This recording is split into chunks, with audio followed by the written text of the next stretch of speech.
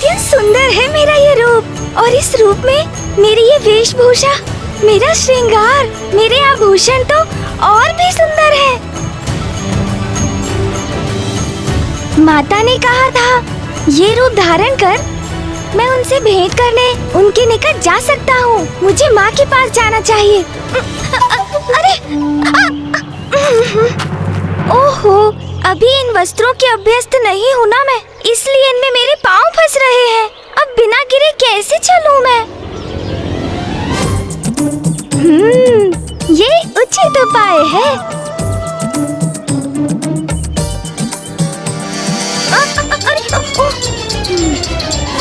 ओहो, फिर लड़खड़ा गई मैं। इसे थोड़ा और ऊपर पकड़कर चलती हूँ।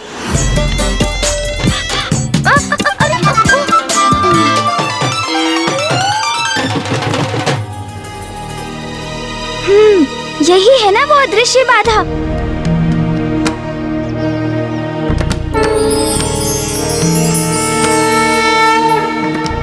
अब तो उसे पार कर आगे बढ़ने में मुझे तनिक भी कठिनाई नहीं।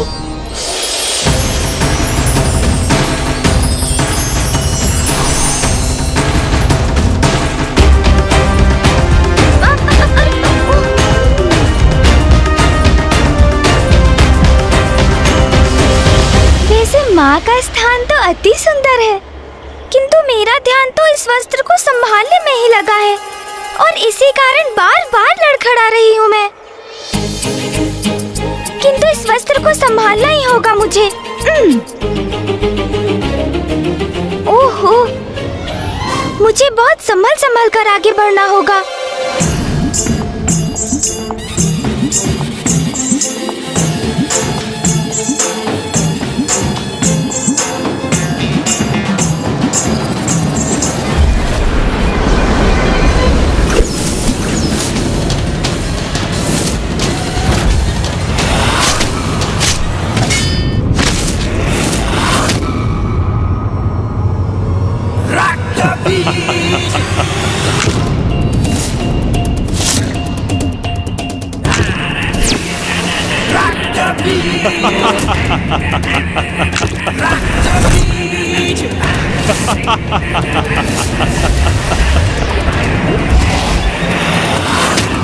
ये क्या?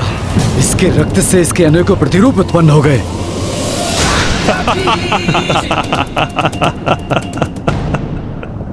देखा वरुण देव, तुम मेरा जितना रक्त बहाओगे उतने ही प्रतिरूप अपने समक्ष पाओगे।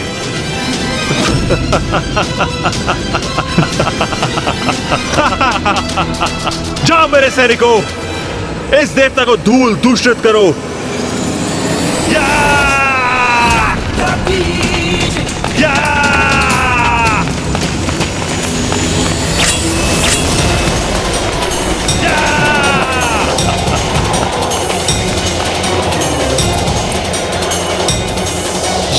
ये क्या? मेरा खड़क कहाँ जा रहा है?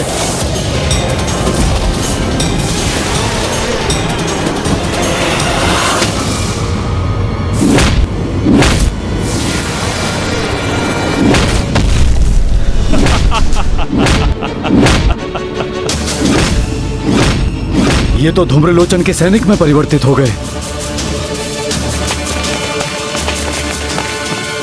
कोई बात नहीं, इनके लिए मेरी शक्ति ही काफी है।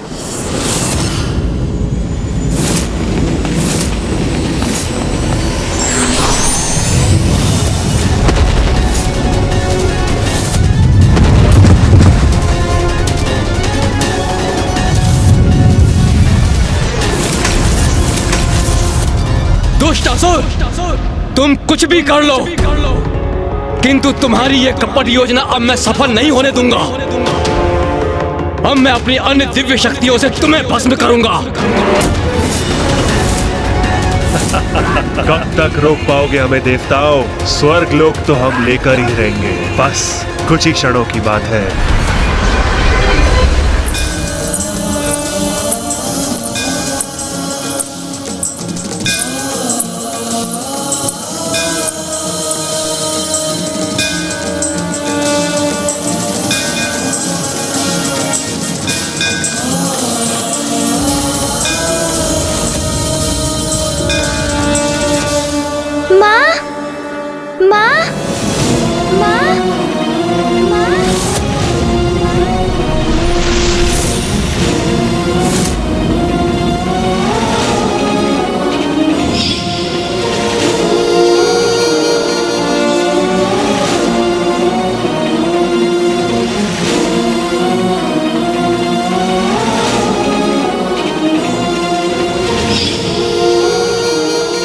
पुत्री विनायकी।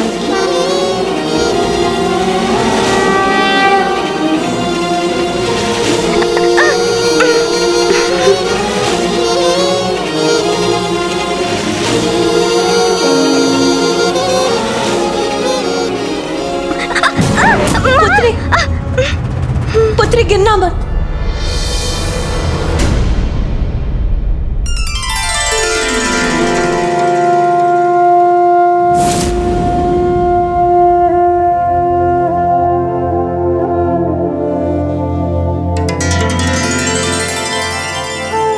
प्रणाम माँ। मेरे नेत्र कितने समय से आपके दर्शन के लिए लालायित थे माँ। मैं भी तुम्हें देखने के लिए ललायत थी, किंतु इस रूप में भी तुम अत्यंत आकर्षक और सुंदर लग रही हो पुत्री। इस रूप में भी पुत्र गणेश का कितना अपूर्व और मोहक सौंदर्य है।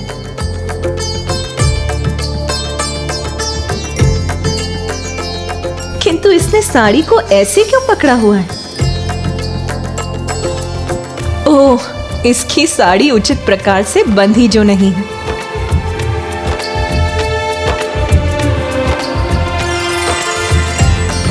बुद्धि का देवता मेरा पुत्र विघ्नहर्ता है, प्रथम पूज्य है, किंतु साड़ी धारण करना वो तो अभ्यास से ही आता है। जिसे अबला समझ असुरों ने किया तिरस्कार, उसी नारी के रूप को विनायक ने किया स्वीकार। वरद विनायक के विनायकी अवतार की अद्भुत महागाथा। आप मुझे देखकर हंसी क्यों माँ? क्या मेरा ये रूप सुंदर नहीं है? क्या मैं विचित्र दिख रही हूँ? नहीं नहीं पुत्री, तुम्हारी सुंदरता तो अद्भुत है, किंतु ये अंग वस्त्र ये उचित प्रकार से नहीं बंधी। देखो, ऐसे धारण करते हैं इसे।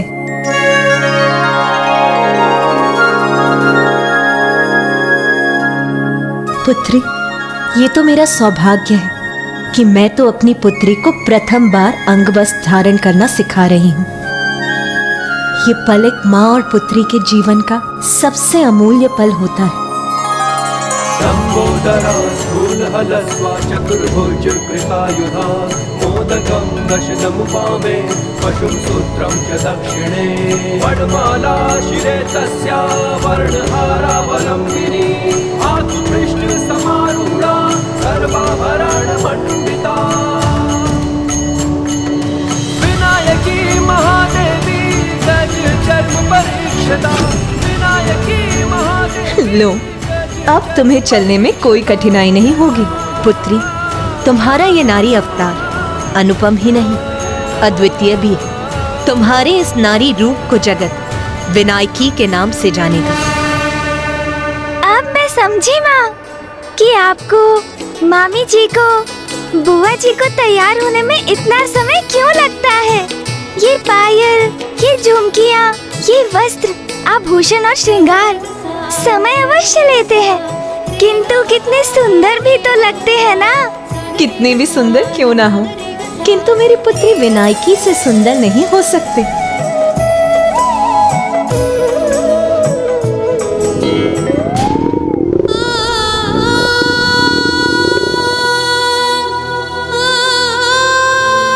अब तो मेरे मुख में भोजन का एक भी ग्रास तभी प्रवेश करेगा जब स्वयं माँ अपने हाथों से मुझे खिलाएंगी।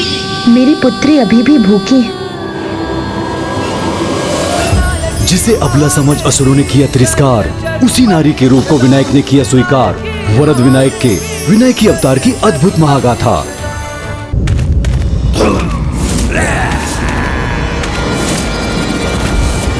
स्वर्ग लोक में आकर हम देवताओं को चुनौती देने की धृष्टता कर रहे हो तुम। कदाचित हम देवताओं की दिव्य शक्तियों से परिचित नहीं हो तुम। मात्र धृष्टता नहीं अग्निदेव, तुम्हारे स्वर्ग लोक में तुम्हें ही पराजित करेंगे हम।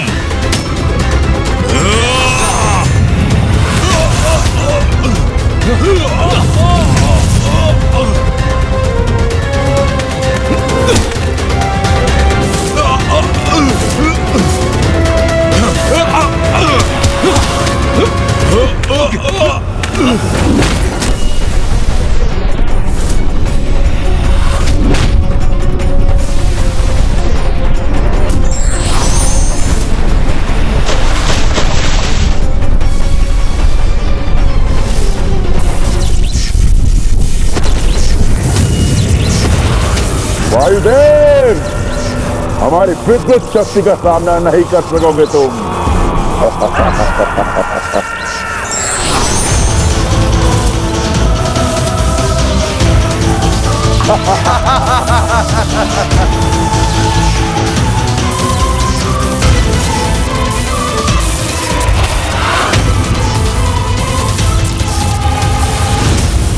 अब मैं निशस्त्र हो गया हूं, किंतु इनका सामना तो तब भी करूंगा मैं।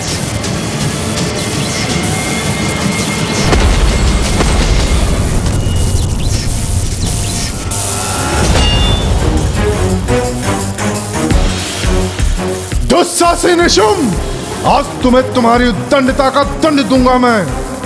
मेरे प्रचंड बल और मेरे तेज का सामना नहीं कर पाओगे तुम।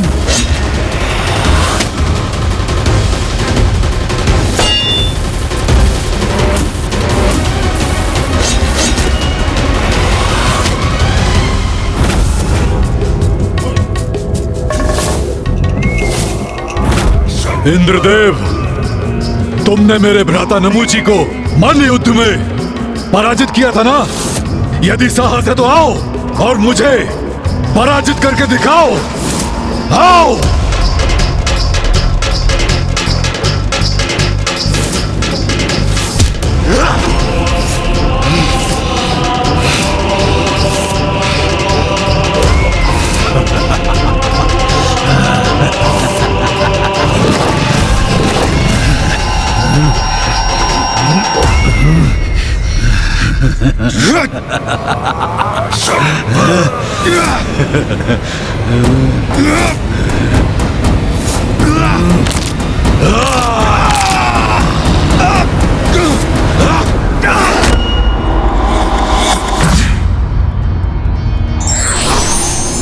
पार्वती के मन में ये कैसा हट कर लिया था तुमने पुत्री?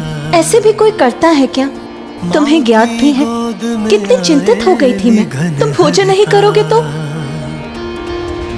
पार्वती के मन में उमड़ी ममता, माँ की गोद में आए विघन हरता।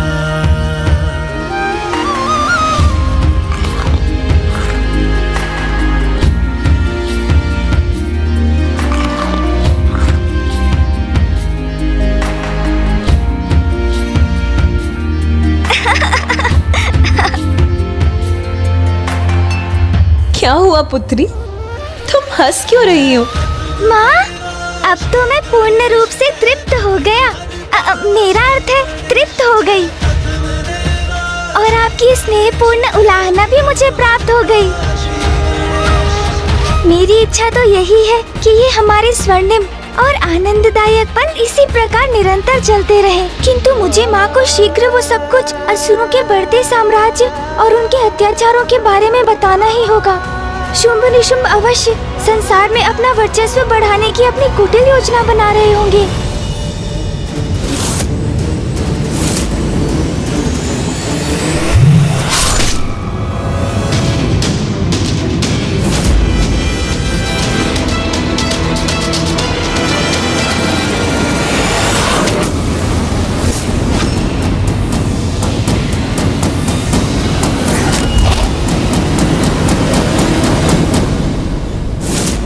आओ मित्र देवराज, आओ लड़ो मुझसे, वार करो मुझ पर, आओ।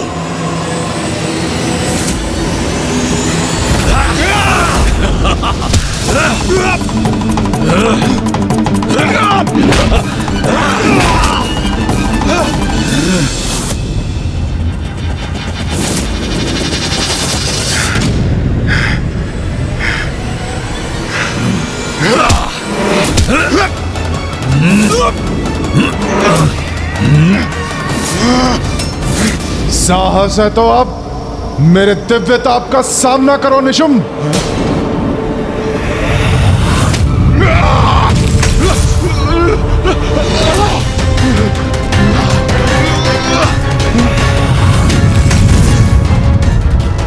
मेरा क्रोध जागृत करके तुमने बहुत बड़ा संकट उत्पन्न कर लिया है निशुम्भ। अब मेरा तेज ही मेरा शस्त्र बनकर तुम्हें पराजित करेगा।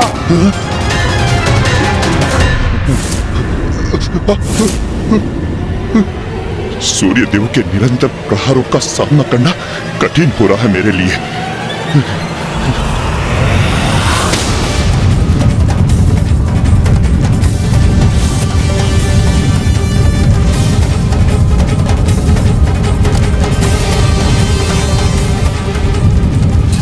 इसके बढ़ते तेज से मेरे नेत्र चौंधिया रहे हैं।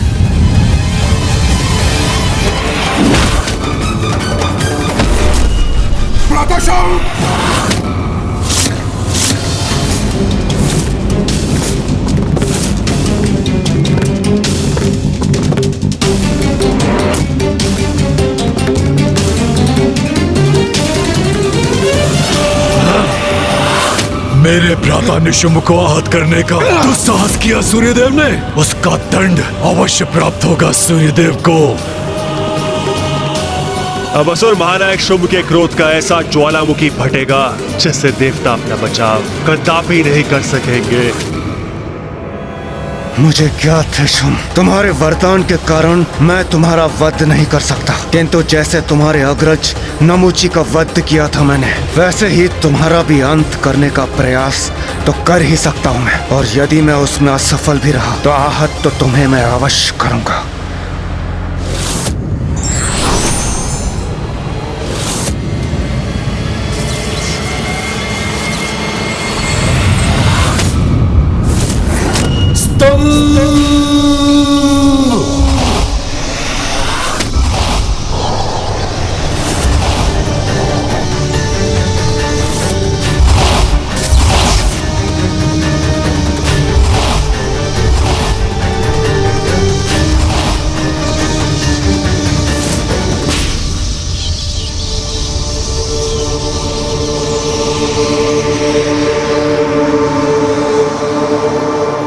भ्राता निशुंभ, मुक्त हो जाओ।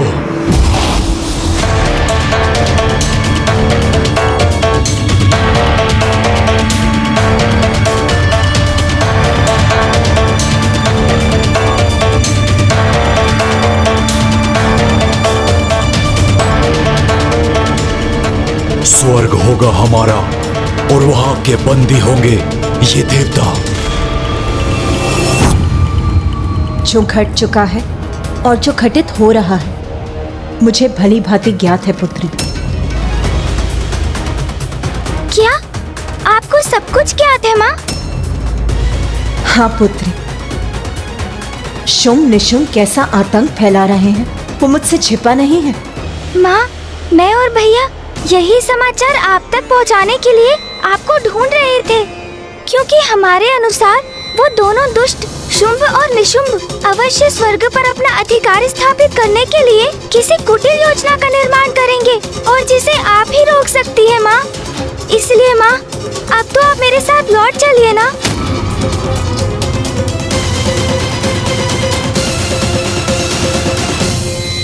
नहीं पुत्री विनायकी, मैं तुम्हारे साथ नहीं आ सकती। किंतु क्यों माँ? किंतु परिस्थिति बहुत विकट है।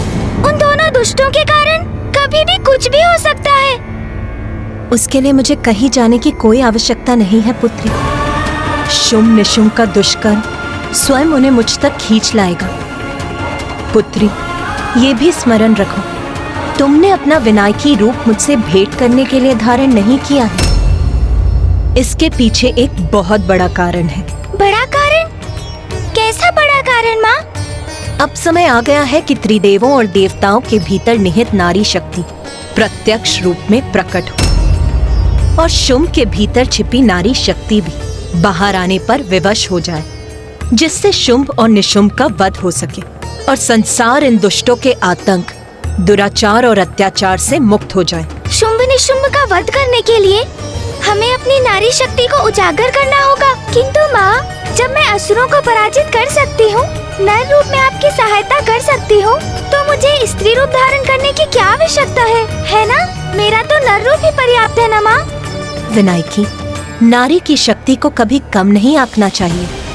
माँ के रूप में नारी एक कोमल हृदय, जनदायिनी, पालनहार होती है, तो दुष्टता की अति होने पर नारी अपने उग्र और कठोर रूप में दुष्टों का संहार करने में भी सक्षम होती है। किंतु माता, मैं अन्य देवताओं को कैसे विश्वास दिलाऊंगी कि उन्हें भी अपना नारी रूप धारण करना होगा? ये उत्तरदायित्व तो अब तुम्हारा है विनायक। अपने समान अन्य देवताओं में भी नारी शक्ति को जागृत करो और शुम निशुम को मुझ तक आने को विवश करो, जिससे मैं उन्हें नारीत्व का उचित अर्थ बता सकूं और नारी के प्रति उसके किए अत्याचारों के लिए दंड दे सकूं। मुझे ज्ञात है कि माँ मुझे क्या करने के लिए निर्देशित कर रही है, किंतु मैं उस कार्य को पूर्ण करूँगी कैसे?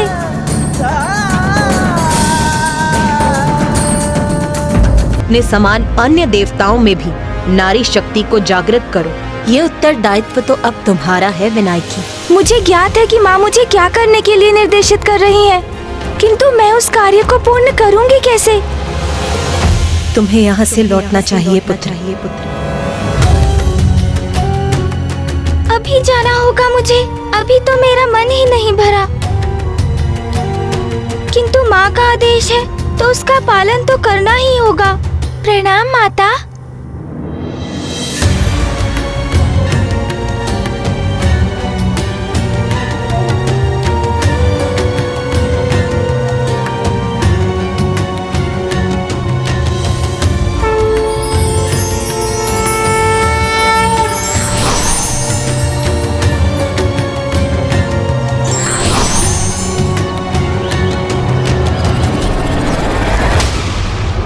इंद्रदेव, तुमने मेरे भ्राता नमूची का वध किया और अब सूर्यदेव ने मेरे अनुज के प्राण लेने का प्रयत्न किया।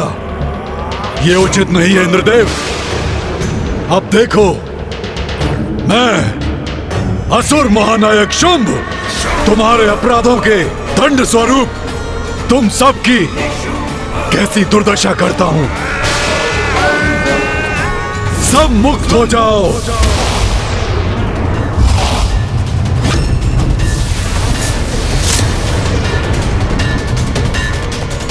इसने हमें अपने स्तंभन से मुक्त क्यों किया? मैंने तुम्हें मुक्त अवश्य किया है इंद्रदेव, परंतु इससे प्रसन्न होने की कोई आवश्यकता नहीं। यदि मैं तुम सबको स्तंभित करके छोड़ देता तो तुम स्थिर रह जाते, किंतु मैं तुम्हें निरंतर प्रताड़ित कर तुम सबसे अपना प्रतिशोध लूंगा। तुम सबको मैंने मुक्त किया है पुनः बंदी बनाने के लिए।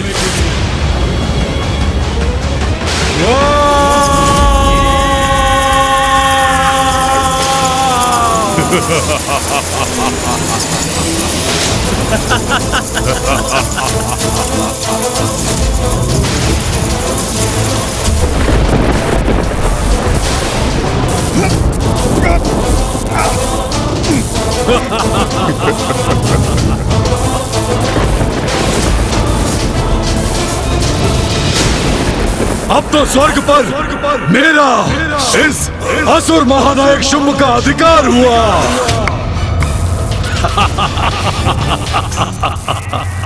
पिछली बार तो प्रथम पूज्य गणेश ने तुम सबकी रक्षा कर दी थी। अब कहाँ है वो? अब तुम्हें मुझसे कौन बचाएगा? इंद्रदेव?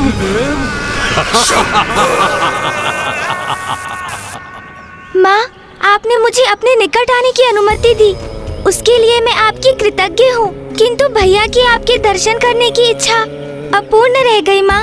अब ज्ञात नहीं उन्हें वो अवसर कब प्राप्त होगा, किंतु आप कब कैलाश लौटेंगी माँ? गणेश, भैया आ गए। कहाँ हो तुम अनुज? भैया तो कदाचित इस रूप में मुझे पहचान ही नहीं सकेंगे, असमंजस में पड़ जाएंगे वो। मुझे पुनः अपने गणेश रूप में आ जाना चाहिए। अरे नहीं, यही तो उचित अवसर है। अब यदि विनायकी का रूप धारण किया ही है तो भैया से थोड़ा आमोद प्रमोद भी हो जाए, आनंद आ जाएगा। गणेश, गणेश कहाँ हो तुम? कहाँ हो अनुज? गणेश, गणेश कहाँ हो तुम? स्वामी, कहाँ हैं आप? अनुज कहाँ हो? गणेश कहाँ हो अनुज?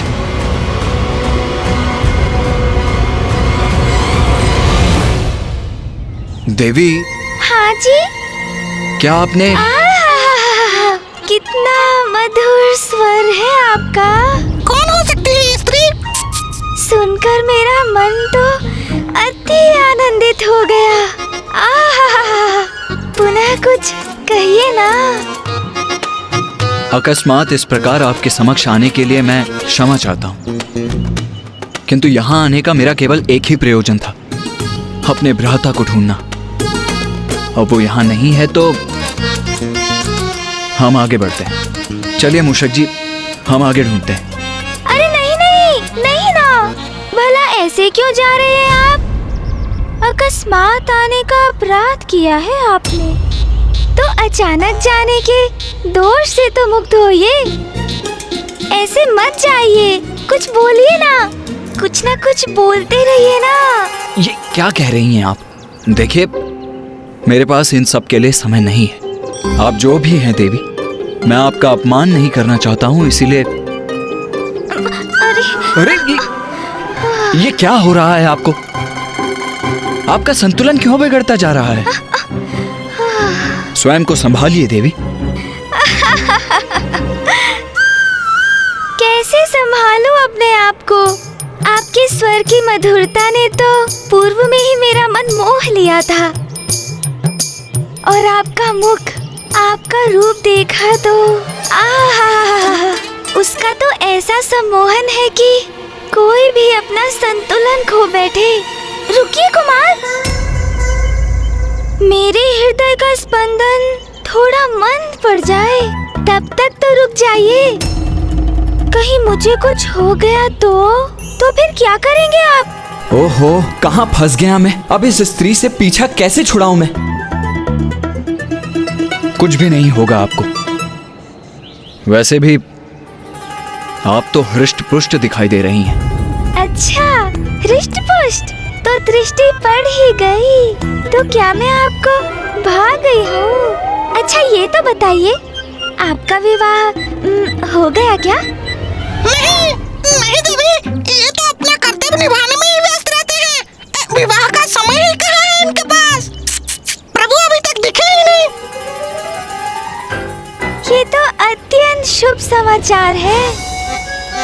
आपको ज्ञात है, मेरी जन्म कुंडली के अनुसार विंध्याचल पर्वत पर मेरे द्वारा पुष्प तोड़ते समय अत्यंत सुंदर और तेजस्वी कुमार का आगमन लिखा है, और ये भी कि वो कुमार महादेव और देवी पार्वती के पुत्र होंगे,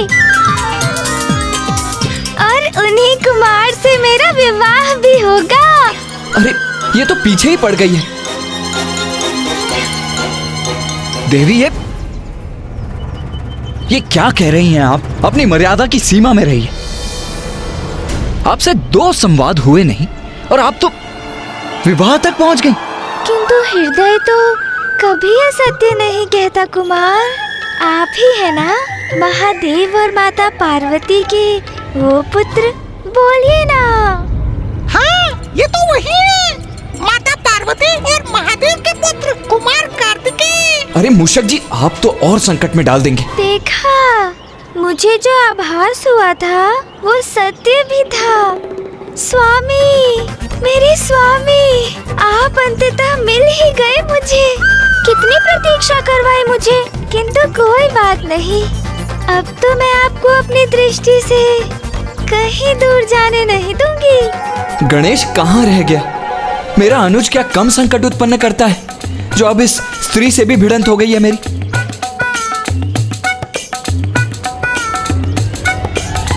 अरे ये कैसा अनर्गल प्रलाप कर रही हैं आप?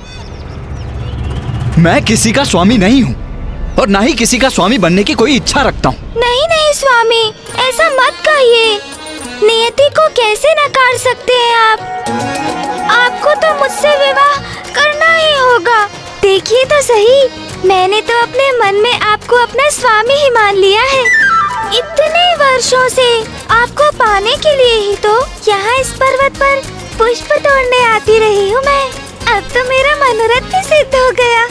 अब मैं आपकी अर्धांगिनी हूँ स्वामी। यहाँ रुककर एक क्षण भी व्यर्थ नहीं करूँगा मैं। चलिए मूषक जी। भैया, आपको ऐसे नहीं जाने दूंगी मैं। अंततः प्राण छूटे उस स्त्री से किसी प्रकार पीछा छुड़ा के। रक्षा करो, कोई मेरी रक्षा करो, कोई मेरी रक्षा करो। ये तो उसी स्त्री का स्वर है। क्या संकट आया होगा उस पर? मूषक जी, हमें उनकी सहायता करनी चाहिए। चलिए। हाँ, चलिए कार्तिकेय जी। रक्षा करो, कोई मेरी रक्षा करो। इसे देखकर तो ये प्रतीत नहीं होता कि ये किसी संकट में है। फिर ये बचाओ बचाओ की चित्कार क्यों कर रही है? रक्षा करो, मेरी कोई रक्षा करो। क्या हुआ? सहायता की गुहार क्यों लगा रही थी आप? ओह, तो इसका तात्पर्य है आपको मेरी भी चिंता है। इसका अर्थ तो यही है, आपको प्रेम है मुझसे। मुझे ज्ञात था स्वामी, मैं पुकारूंगी तो आप अवश्य आएंगे। किंतु मुझे क्षमा कर दीजिए स्वामी, मैं तो बस अपने इस विश्वास की पुष्टि कर रही थी। किंतु स्वामी, ये तो प्रमाणित हो गया कि आपके हृदय में मेरे लिए स्थान है। मुझे आपसे कोई प्रेम वेम नहीं है। मैं तो आपसे परिचित तक नहीं हूँ। मुझे रिझाने का व्यर्थ प्रयास कर रही हैं आप।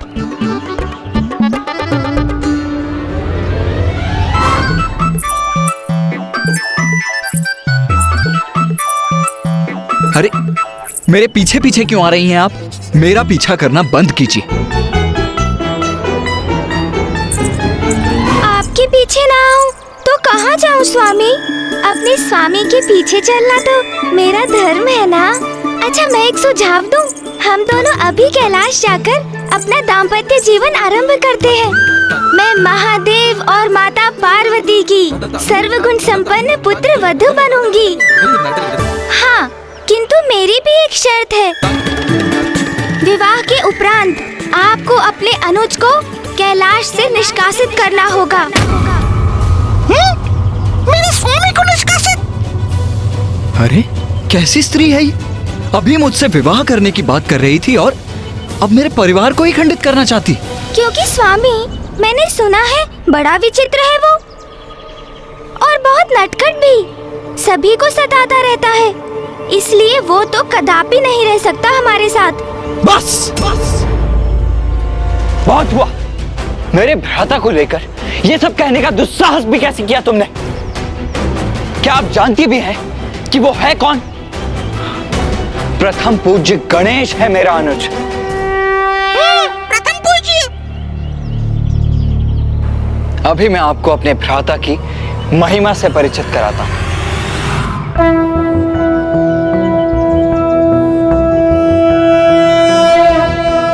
प्रणम्यं शिरसा देव गौरीपुत्रं विनायकं भक्तावासं स्मर नित्यं आयुः कामार्थसिद्धये प्रथमं वक्रतुण्डं च एकदन्तं द्वितीयकं तृतीयं कृष्णं पिङ्गाक्षं गजवक्त्रं चतुर्थकं लंबोदरं पंचमं च षष्ठं विकटमेव च सप्तमं विघ्नराजेन्द्रं धूम्रवर्ण तथाष्टकं नवमं भालचन्द्रं च दशमं तु विनायकम् एकादशं गणपतिं द्वादशं तु गजाननं द्वादशैतानि नामानि त्रिसन्ध्ययः पठेन्नरः न चाभिघ्नभयं तस्य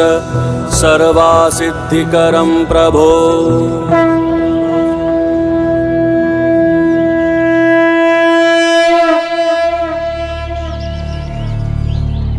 ऐसा है मेरा गणेश और ऐसी है उसकी महानता।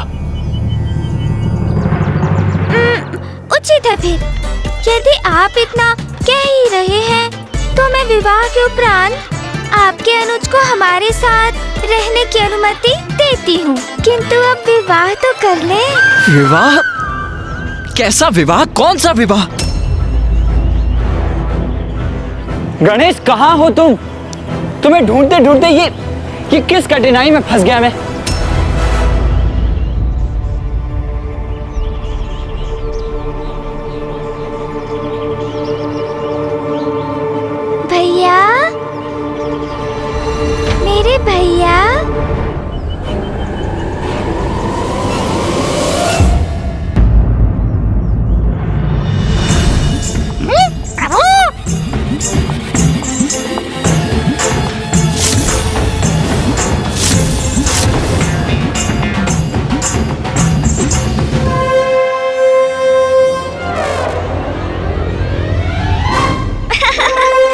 गणेश, तुम इस रूप में?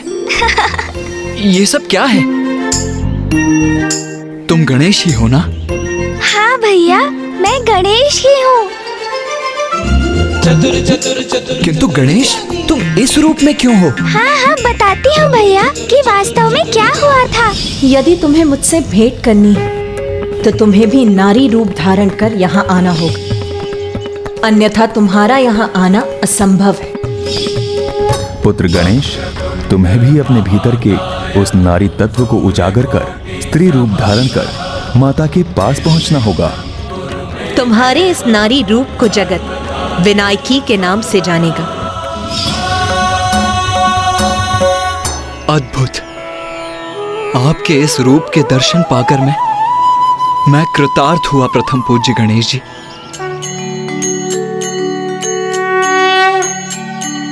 नीलाभा नीलवर्णा च नीललोहित पिंडला गजवक्त्रा महाकाया त्रिनेत्रा मुकुटोज्ज्वला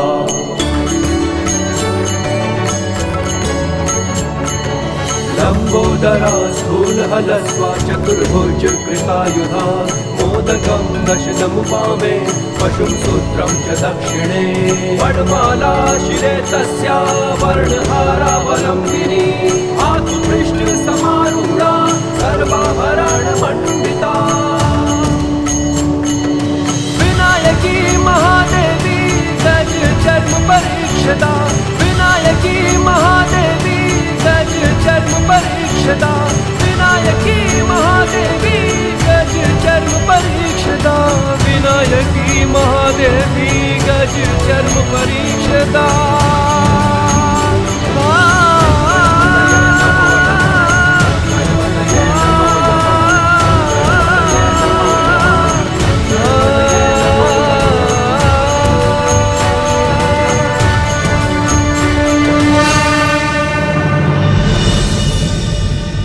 मैं घोषणा करता हूं कि संसार में जो भी गणेश के इस विनायकी रूप के दर्शन करेगा और उसकी पूजा करेगा, उसके सभी मनोरथ पूर्ण होंगे।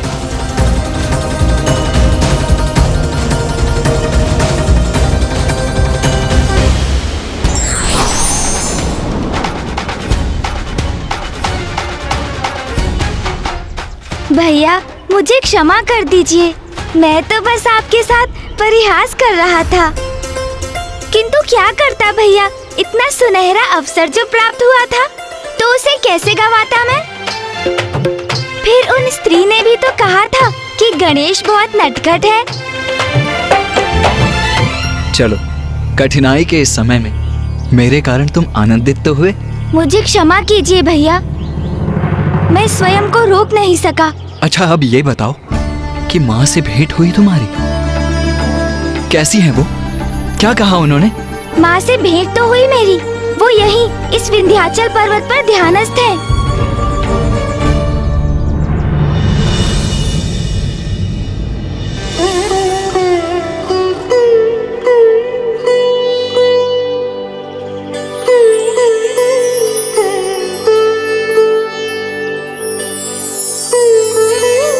प्रणाम माता।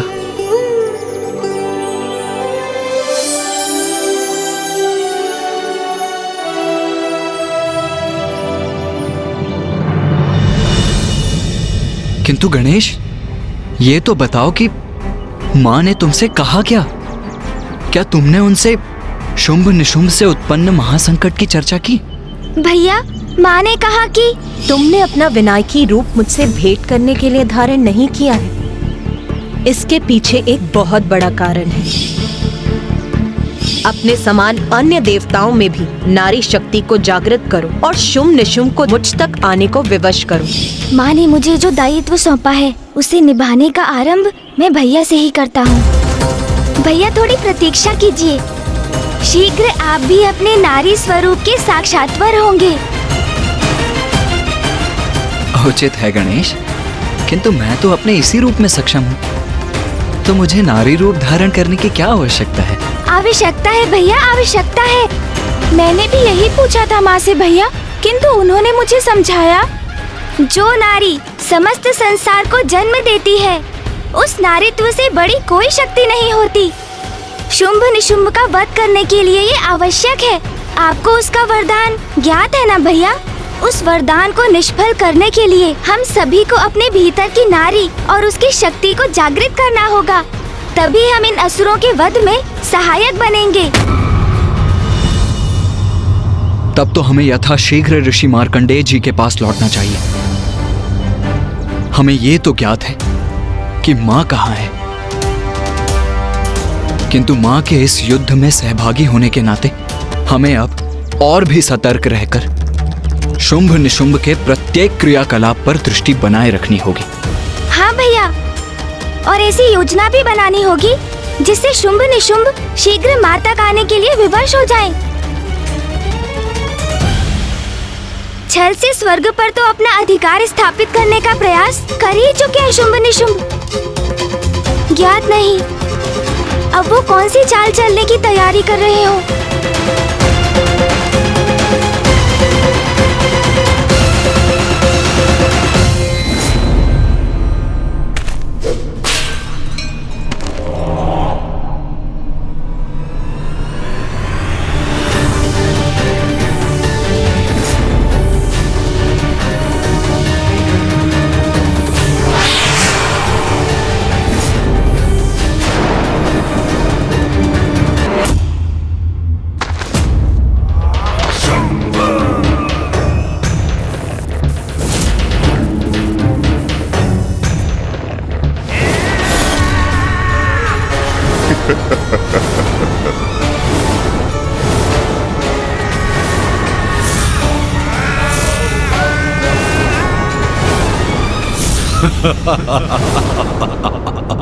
आज से ये आसन इंद्रासन नहीं, शुंभासन के नाम से जाना जाएगा। आज से देवराज भी मैं ही हूँ।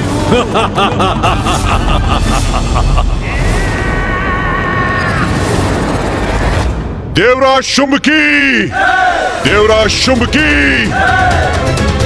देवराज शुंभ की, देवराज शुंभ की। सबका सम्राट हूं मैं, छल से नहीं तो बल से सही। जो प्राप्त करना चाहता हूं उसे प्राप्त कर ही लेता हूं मैं।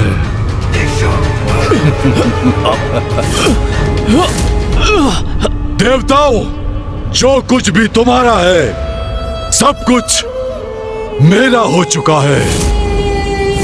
छीन कर किसी वस्तु को प्राप्त करने में जो परम आनंद मिलता है उसका वर्णन तो असंभव है ना?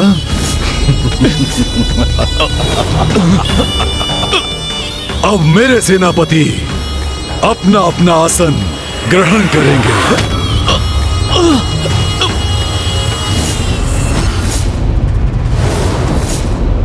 अब स्वर्ग मेरा, स्वर्ग की संपत्ति मेरी, तो अमृत भी मेरा ही हुआ ना? क्यों इंद्रदेव? तुम कुछ भी कर लो दुष्टासुर, अमृत तक तुम कदापि नहीं पहुंच पाओगे। अमृत कहाँ छिपा के रखा है इन धूर्त देवताओं ने? अमृत प्राप्त करोगे तुम? क्या समझते हो अमृत प्राप्त करना इतना सरल है? दुष्ट!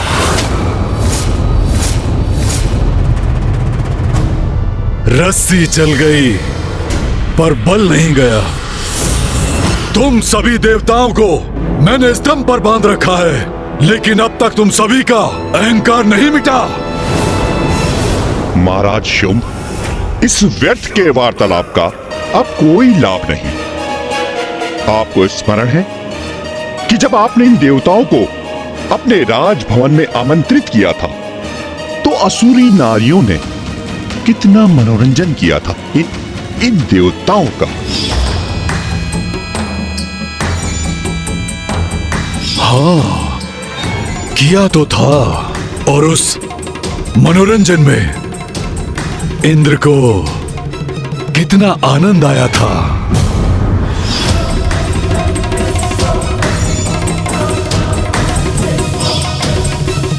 अब हम स्वर्ग में हैं, इसलिए उचित नहीं होगा देवराज कि स्वर्ग की नारियां भी हमारे नवीन महाराज के लिए नृत्य गायन का आयोजन करें।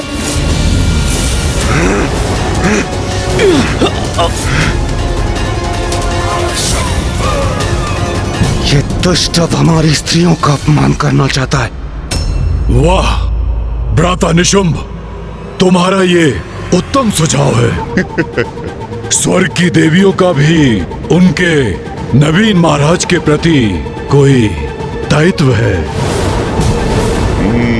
जब स्वर्ग ही मेरा है तो यहाँ की देवियों पर भी मेरा ही अधिकार हुआ ना।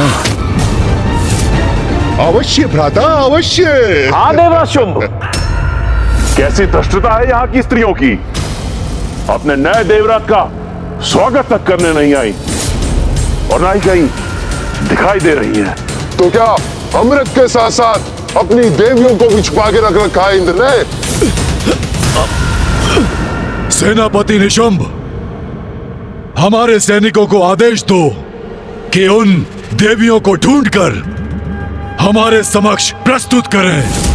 इंद्रदेव, मैं तुम्हारे नेत्रों के समक्ष उनका अपमान करूंगा और फिर तुम मुझे बताओगे कि अमृत कहाँ है।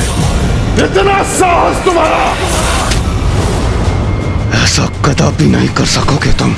महाराज शम, मुझे आज्ञा दीजिए, मैं अभी उन देवियों को खींच कर लाता हूँ। उसकी कोई आवश्यकता नहीं।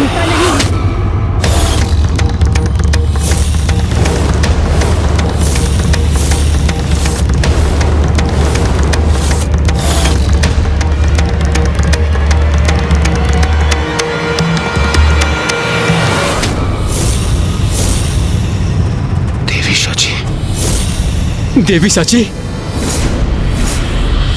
देवी सची यहाँ क्यों आ गई? देवी सची! नहीं।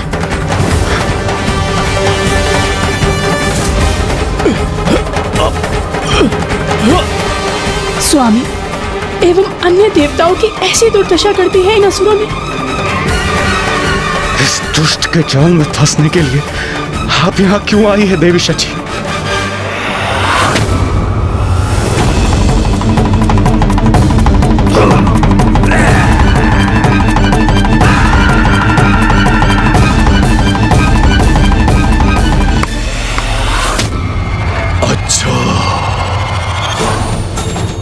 तो ये है इंद्रदेव की पत्नी सची। इंद्रदेव, आपने बताया नहीं आपकी पत्नी अद्भुत सुंदरी है। अद्भुत, अद्भुत। यदि इसके पूर्व मुझे ज्ञात होता तो मैं इन्हें अपनी राज्यसभा में अवश्य आमंत्रित करता। हाँ देवराज, इतनी सुंदर स्त्री के आगमन से तो हमारी राज्यसभा की शोभा और बढ़ जाती।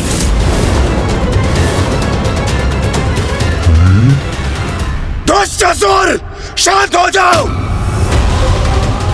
देवी सची, इस दुष्ट के मुख से मैं आपके प्रति ऐसे वचन कदापि नहीं सुन सकता। आप चले जाइए यहाँ से, जाइए। अरे रे रे रे, कैसे चले जाएंगे आप? हम तो मनोरंजन की प्रतीक्षा कर रहे थे। हमारा मनोरंजन तो आपके रूप में प्रविष्ट हुआ है, तो हम आपको कैसे जाने देंगे?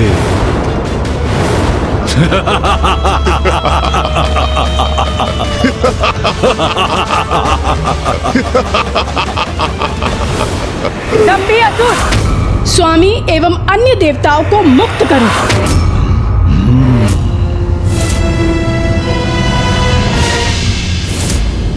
अवश्य करूंगा, अभी और इसी क्षण करूंगा, परंतु उसके लिए तुम्हें मेरा बंदी बनना होगा। निर्लज्ज दुष्ट! धृष्टता की भी सीमा होती है। मुझे मुक्त करके देख, फिर मैं तुझे कैसा पाठ सिखाता हूँ। इंद्रदेव, अपने स्वर नीचे करो। अब तुम देवराज नहीं रहे, मात्र तुच्छ हमारे बंदी हो। ए सची, मैं तुच्छ नारियों से विवाद में नहीं पड़ता। जाओ और जिन देवियों को तुमने छुपा के रखा है ना, मेरे सामने लेकर आओ। चलो जाओ यहां से।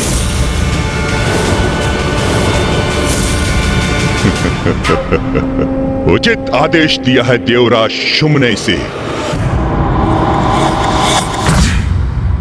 क्या हुआ गणेश? भैया, स्वर्ग में देवगण एवं माताएं संकट में हैं। हमें शीघ्र देवताओं की सहायता के लिए जाना होगा। मात्र देवगण ही नहीं, उसके पूर्व हमें माताओं की भी रक्षा करनी होगी अनुज। भैया, माताओं की चिंता ना करें, क्योंकि जब स्त्री शक्ति जागृत होती है तो कोई असुर उसके समक्ष टिक नहीं सकता। देवराज के सिंहासन पर बैठकर स्वयं को अत्यंत ही महान समझ रहे हो ना तुम? किंतु कदाचित तुम ये भूल रहे हो कि ये सिंहासन ना तो पहले तुम्हारा था और ना ही तुम्हारा कभी होगा। तुम क्या समझते हो? तुम प्रथम असुर हो जिसने स्वर्ग के सिंहासन पर अधिकार प्राप्त करने की चेष्टा की है। अरे कितने असुर आए, कितनों ने प्रयत्न किया, परंतु मृत्यु के सिवाय उन्हें कुछ प्राप्त नहीं हुआ।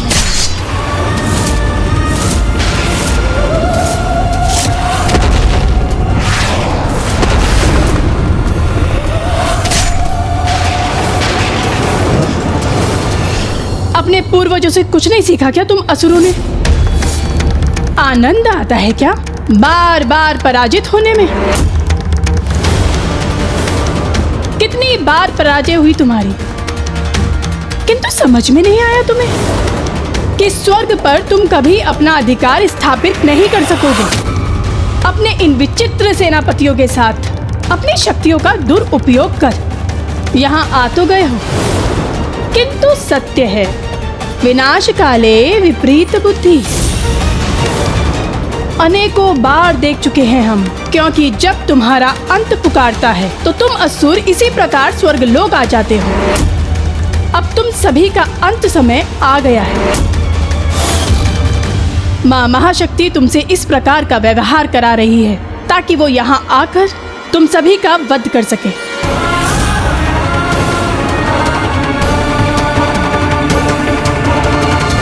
तुच्छ नारी, बहुत बोल चुकी हो तुम।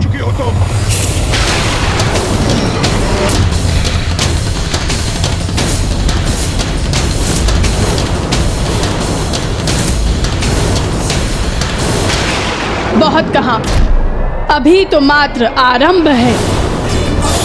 माँ महाशक्ति चाहती तो अभी तुम सभी का अंत कर सकती थी, किंतु नहीं। वे सदैव सभी को सुधरने का एक अवसर अवश्य देती है, इसलिए मेरे माध्यम से वो तुम्हें चेतावनी दे रही है। तुम्हारी भलाई इसी में है कि तुम शांत रहकर मेरे वचनों को ध्यान पूर्वक सुनो। क्या कहा था तुमने? तुच्छ नारी।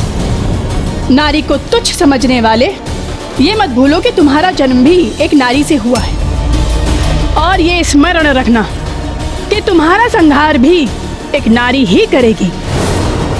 और यदि तुम्हें इसमें कोई भी संदेह है तो अपने पूर्वज महिषासुर का स्मरण करो कि किस प्रकार जगत जननी ने उस महिषासुर का भयंकर वध किया था।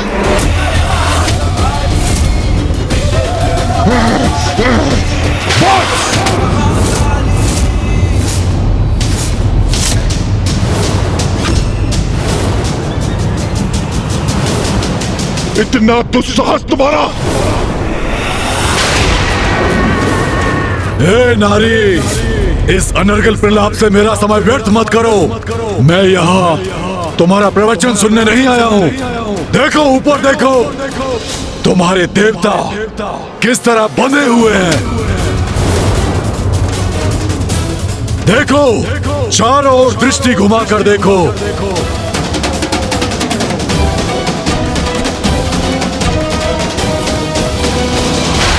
यहाँ का राजा मैं हूँ।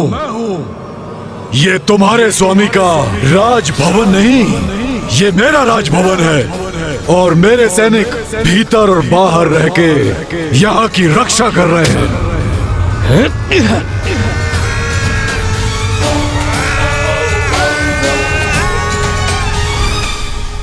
अब मैं हूँ देवराज, किंतु तुम चिंता मत करो, देवरानी के पद पर तुम ही स्थित रहोगी।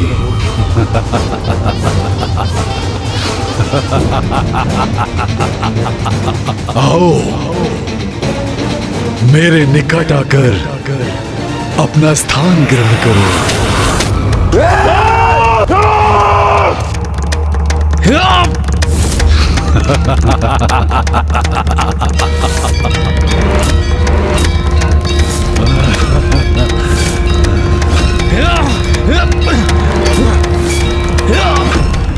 वाह वाह, बड़ी सौभाग्यवती है देवी शची।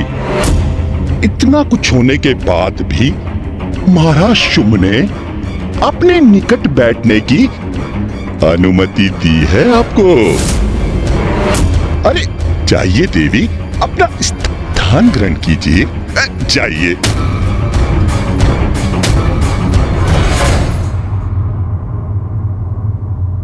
किस विचार में मग्न हो तुम? अंततः तुम सभी स्त्रियों की एक ही अभिलाषा होती है, एक शक्तिशाली पुरुष का संरक्षण। तो कहो, तुम यहाँ स्वयं आती हो या अपने सेनापतियों को आदेश दूं कि वो तुम्हें यहाँ खींच कर लेकर आए? दंभी असुर, ना तो तुम मुझे बंदी बना सकते हो और ना ही स्वर्ग की अन्य नारियों को, क्योंकि हमारी रक्षक तो स्वयं जगत जननी है। बस बहुत हुआ ये जगत जननी के नाम का उच्चारण। तुम्हें बहुत अहंकार है ना अपनी महाशक्ति पर। अहंकार तो तुम्हें है दुष्ट, मुझे तो विश्वास है अपनी माता मां शक्ति पर। और जिन माता जगत जननी का तुम नाम इतनी उदंडता से ले रहे हो, ये मत भूलो कि वो तुम्हारी भी माँ है। और हम नारियों पे जो तुमने कुदृष्टि डालने का अपराध किया है, उसका भी दंड अवश्य ही मिलेगा तुम्हें।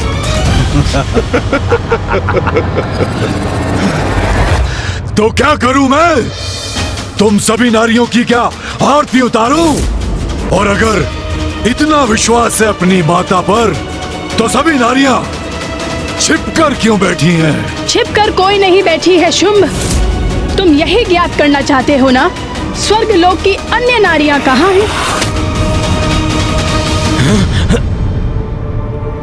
वो सभी माता के मंदिर में हैं।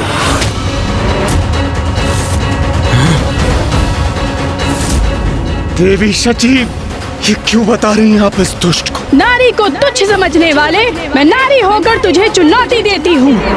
स्वर्ग की किसी भी स्त्री को तू स्पर्श नहीं कर पाएगा,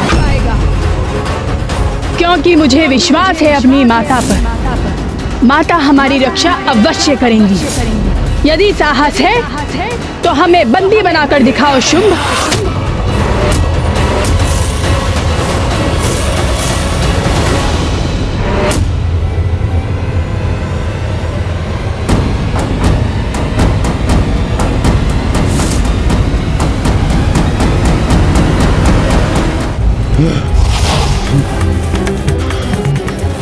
इतना दुस्साहस इसका! महाराज शुंभ को चुनौती देकर जा रही है। रुक जा निशुंभ।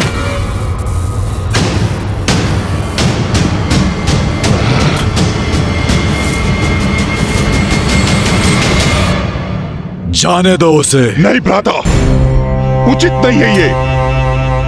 या तो इसको स्तंभित कीजिए अथवा मुझे इसको खींचकर लाने की अनुमति दीजिए। उसने मुझे चुनौती दी है, अब मैं उसे दिखाऊंगा एक पुरुष का बल क्या होता है। असुरों और देवताओं का अधिपति मैं ही हूं। स्वर्ग की देवियों का मैं अहंकार भंग करूंगा, उन्हें अपनी सेविकाएं बनाऊंगा। चलो मेरे साथ। उचित है भ्राता शुंभ, इसके अपराध का दंड तो इसे अवश्य मिलना चाहिए। स्वर्ग की नारियों का अपमान कदापि नहीं सह सकता मैं। मुझे इस बंधन से मुक्त होना ही होगा। देवराज होने के नाते देवियों की रक्षा का दायित्व निभाना ही होगा, मुझे निभाना ही होगा। हाँ देवराज, इस दीनहीन अवस्था में हम अपनी शक्तियों का प्रयोग करने में भी असमर्थ हैं। धिक्कार है हम पे। ये कैसी विवशता है हमारी। हम यहाँ बंदी बने और वो दुष्ट देवियों को अपमानित करने गए हैं। देवगण, हम विवश अवश्य हैं, किंतु आदि शक्ति माँ की शक्ति नहीं। इन असुरों का माता के समक्ष टिक पाना असंभव है। अब हमारा और देवियों का माता ही सहारा है, और वो अपने भक्तों को कदापि निराश नहीं करेगी। देवियों की रक्षा माता अवश्य करेंगी।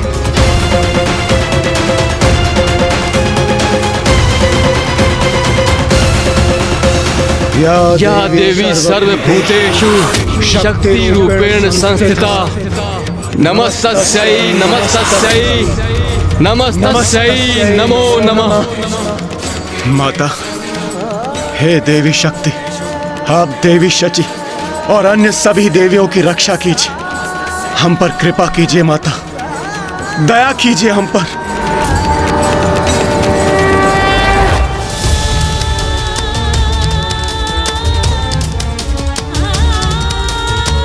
माता, हम सभी देवियां आपकी शरण में हैं।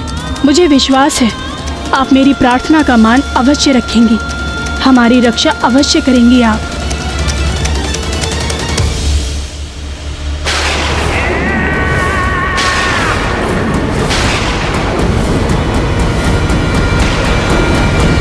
अभी ज्ञात हो जाएगा कि स्वर्ग की देवियां कहां छुपी हुई हैं।